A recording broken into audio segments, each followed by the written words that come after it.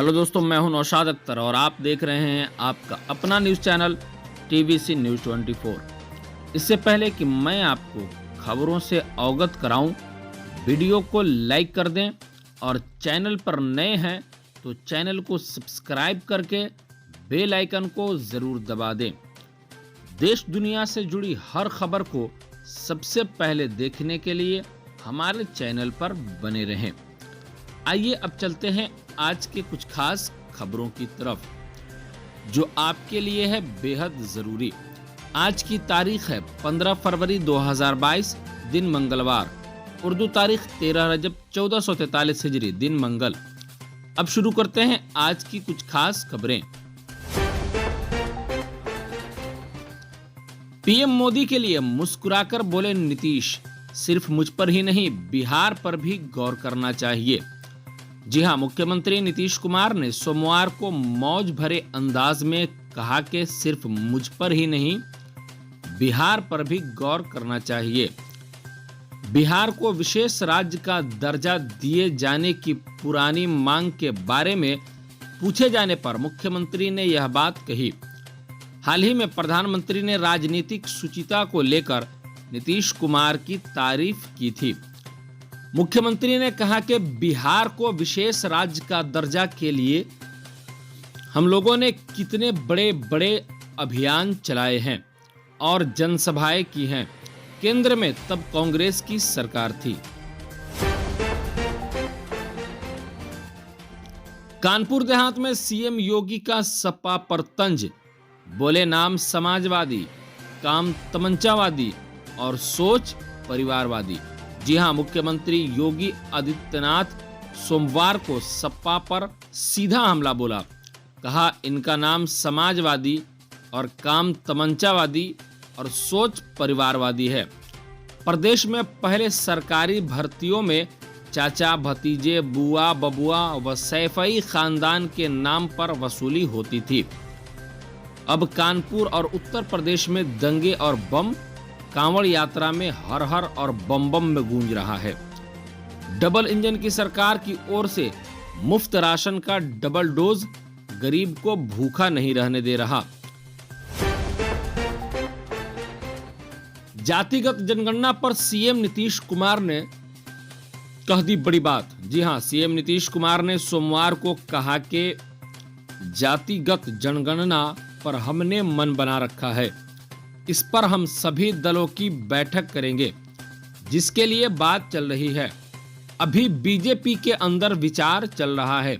हालांकि केंद्र की ओर से जवाब आ गया है, जिसमें उन्होंने साफ कह दिया है कि हम नहीं करेंगे। राज्य कर सकते हैं, वही राज्य में इस पर बात चल रही है। बता दें कि सीएम नीतीश कुमार जातीय आधारित जनगणना की मांग करते हुए कई बार इस मुद्दा को उठा चुके हैं। मुख्यमंत्री ने बार बार कहा है कि जनगणना देश हित में की जानी चाहिए। सिर्फ बिहार ही नहीं बल्कि अन्य राज्यों ने भी जातीय आधारित जनगणना की डिमांड की है। यह राष्ट्रीय हित में एक वैध मांग है और आज के समय की जरूरत है। इससे विकास की दौड़ में पिछड़ रहे वर्गों की प्रगति में मदद मिलेगी। बिहार में शराब कारोबार पर कार्रवाई जारी।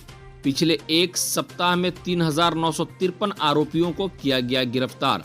भारी मात्रा में शराब भी हुआ नष्ट। जी हां, बिहार में शराबबंदी कानून को लेकर लगातार पुलिस प्रशासन और मद्य निषेध विभाग कार्रवाई कर रही है। पिछले एक सप्ताह में अवैध शराब के विरुद्ध कुल 29,678 छापेमारी की गई, जिसमें 3,953 अभियुक्तों को गिरफ्तार किया गया। वहीं इस दौरान ड्रोन के जरिए पुलिस कर्मियों ने 60,923 बल्क लीटर देसी शराब एवं 53,706 बल्क लीटर विदेशी शराब बरामद की है। साथ ही होम डिलीवरी करने वाले कुल 588 व्यक्तियों को गिरफ्तार किया गया है। सीएम योगी पर अब्दुल्ला आजम का पलटवार, बोले मेरे बेगुनाह पिता को जेल में डाला। सीएम योगी आदित्यनाथ ने आजम खान को जेल में रखने के लिए अखिलेश यादव को ही घेरा। तो इस पर आजम खान के बेटे अब्दुल्ला आजम खान ने प्रतिक्रिया दी है। उन्होंने सीएम के बयान को विरोधी भाषी बताते हुए कहा, डबल इंजन के दोनों इंजन अलग अलग चल रहे हैं। एक तरफ तो वे कहते हैं कि अगर बीजेपी ना होती तो आजम खान क्या जेल में होते, उधर सीएम योगी यह बात कह रहे हैं। मुझे लगता है कि बीजेपी पहले अपना रुख साफ करे।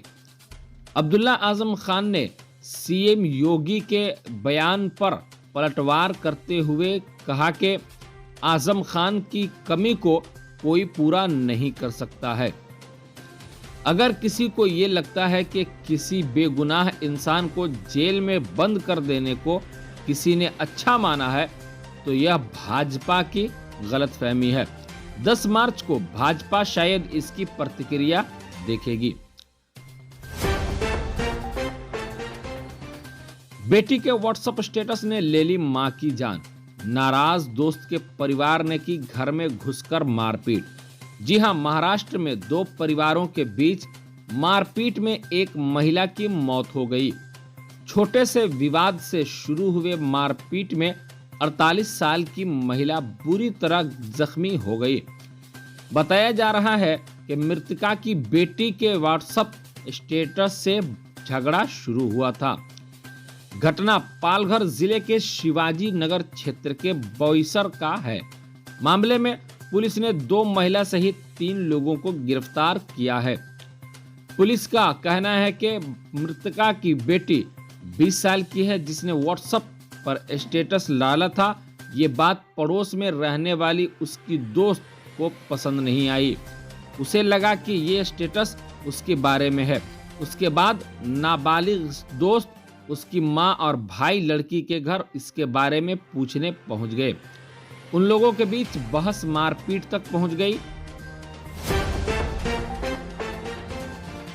ये यूपी का सियासी पारा इस वक्त काफी चढ़ा हुआ है।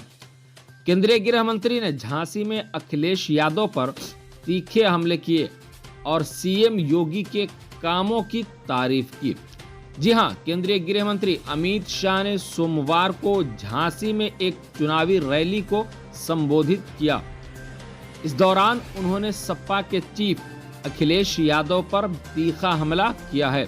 शाह ने कहा कि 5 साल में अखिलेश के गुंडों ने सरकारी और प्रदेश के गरीबों की जमीन पर कब्जा किया, लेकिन योगी आदित्यनाथ ने 2000 करोड़ रुपए की जमीन को बुलडोजर घुमाकर खाली करा दिया है। केंद्रीय मंत्री ने झांसी के मौरीनापुर में बीजेपी के सहयोगी अपना दल एस की उम्मीदवार के पक्ष में आयोजित चुनावी जनसभा को सपा को आड़े हाथों लिया। घूंघट की ओट में अपनी मर्जी से वोट की चोट। जी हां, रामपुर में ना किसी के कहने से और ना ही किसी के दबाव में, बल्कि वोट अपने दिल की आवाज पर डाला, क्योंकि उनके वोट पर किसी और का अधिकार नहीं है। वह प्रदेश की तरक्की और शांति चाहती हैं। इन्हीं मुद्दों को अपने को मतदान किया है। यह कहना है वोट डालकर घर लौट रही वापस महिलाएं मतदाताओं का। उन्होंने मतदान को जज्बा साफ दिखाई दे रहा था। अपनी मर्जी से वोट डालना उनका अधिकार है, इसलिए उन्होंने अपने मन की आवाज पर ही वोट डाला है। वो अपनी मर्जी के मालिक हैं, किसके पक्ष में मतदान करना है।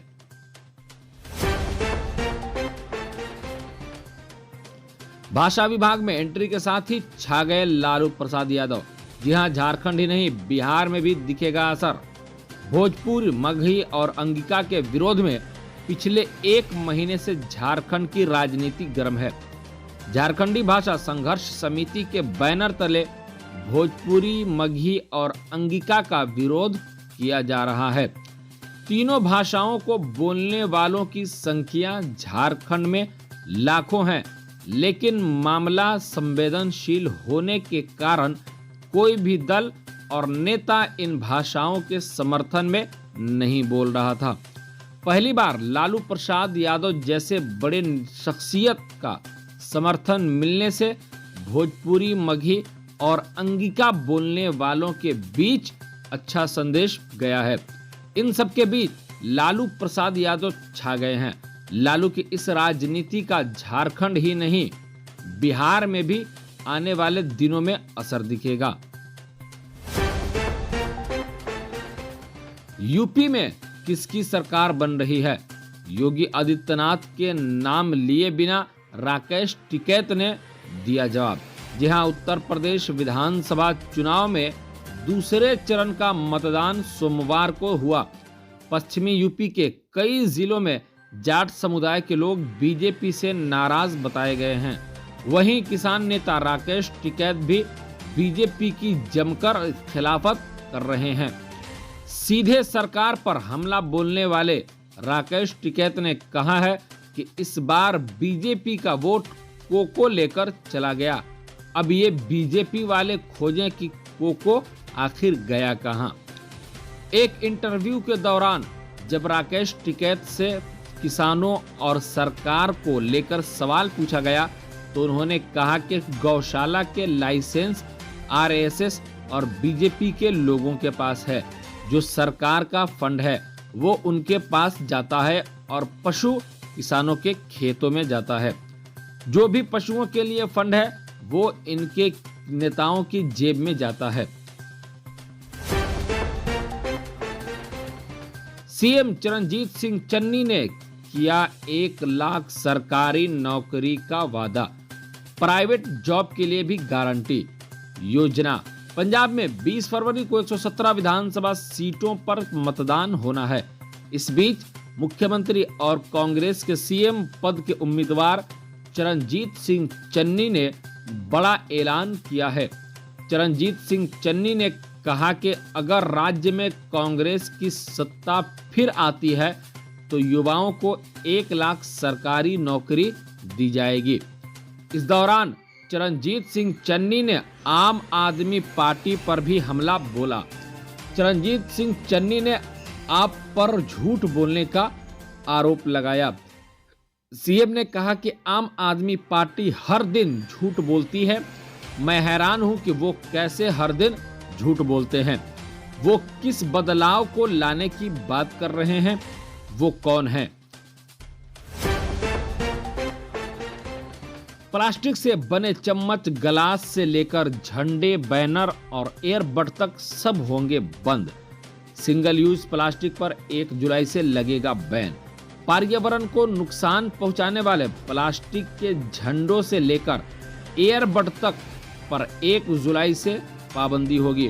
केंद्रीय प्रदूषण नियंत्रण बोर्ड सीपीसीबी ने इसके उत्पादन, भंडारण, वितरण और इस्तेमाल से जुड़े सभी पक्षों को नोटिस जारी किया है। इसमें 30 जून से पहले इन पर पाबंदी की तैयारी पूरी करने को कहा गया है।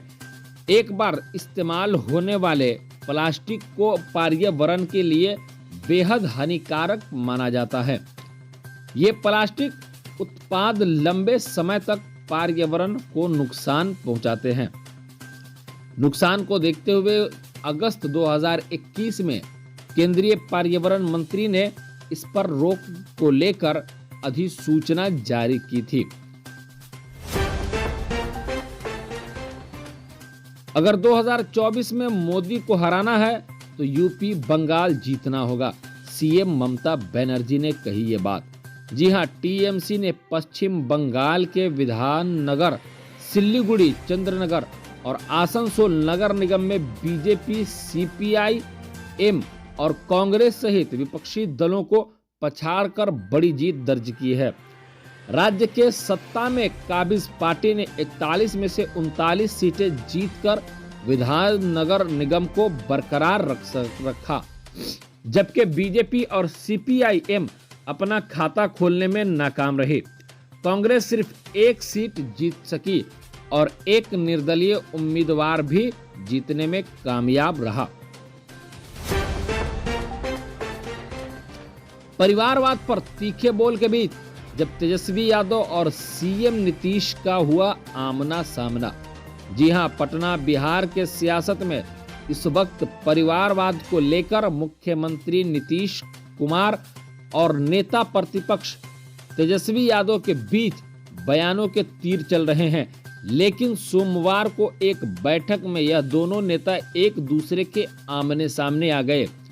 तब लगा कि इनके बीच जारी जुबानी जंग का असर कहीं बैठक में ना दिख जाए, मगर ऐसा कुछ हुआ ही नहीं। लगभग आधे घंटे तक की चली यह बैठक अच्छे माहौल में हुई। इसके तस्दीक खुद तेजस्वी यादव और बैठक में मौजूद रहे उप मुख्यमंत्री तारकिशोर प्रसाद ने की। दरअसल सोमवार की शाम 5 बजे मुख्य सचिवालय में नए राज्य सूचना आयुक्त की चयन को लेकर बैठक थी। इस बैठक में मुख्यमंत्री नीतीश कुमार के अलावा विधानसभा में नेता विपक्ष तेजस्वी यादव, उप मुख्यमंत्री तारकिशोर प्रसाद और मुख्यमंत्री के प्रधान सचिव दीपक कुमार मौजूद थे। घर वालों ने प्यार करने पर बैठाया पहरा, लड़की ने शादी के लिए सीएम से लगाई गुहार, हुआ ये अंजाम।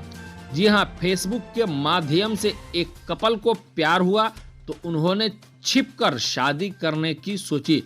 इस बात का पता घर वालों को लगा तो उन्होंने लड़की की शादी कहीं और तय कर दी। उसके बाद लड़की ने सीएम और पुलिस आईजी से गुहार लगाई तो सच्चाई जानकर इस कपल की शादी कर दी गई।